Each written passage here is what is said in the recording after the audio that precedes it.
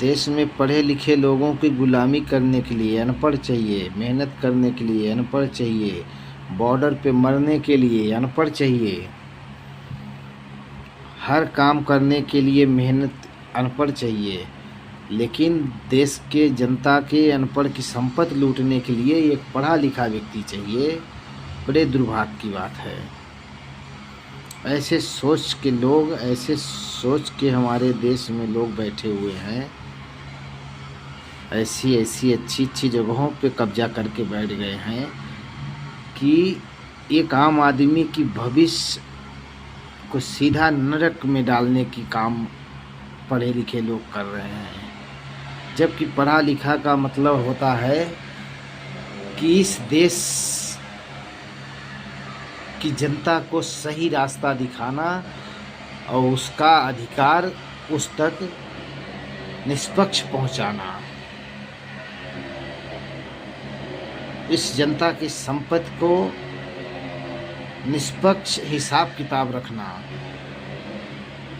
सुरक्षित रखना, ये एक पढ़ा लिखा व्यक्ति का काम है। लेकिन यहाँ पढ़ा लिखा व्यक्ति तो कुछ अलग ही रंग खेल रहा है, कुछ अलग ही खेला खेल रहा है। देश में आम जनता को चूतिया बनाए जा रहे सब लोग।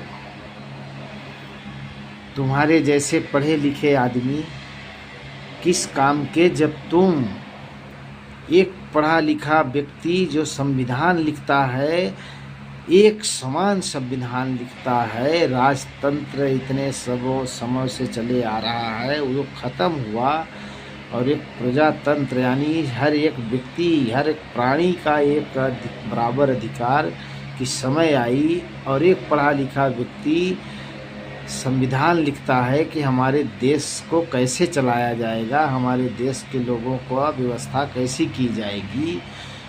उसके संविधान को ये लोगों ने ऐसा सत्यानाश लगाया और आज पढ़े लिखे की बात करते हैं। उस समय तो संविधान लिखने के वाले व्यक्ति के बाद गांधी खानदान ही ज़्यादा पढ़ा लिखा हुआ था।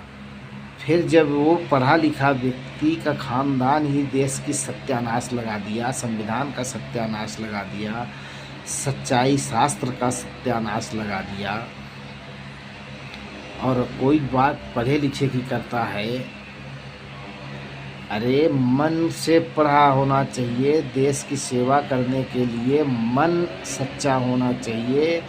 पढ़ा लिखा का यहाँ कुछ भी मायने ही नहीं है, क्योंकि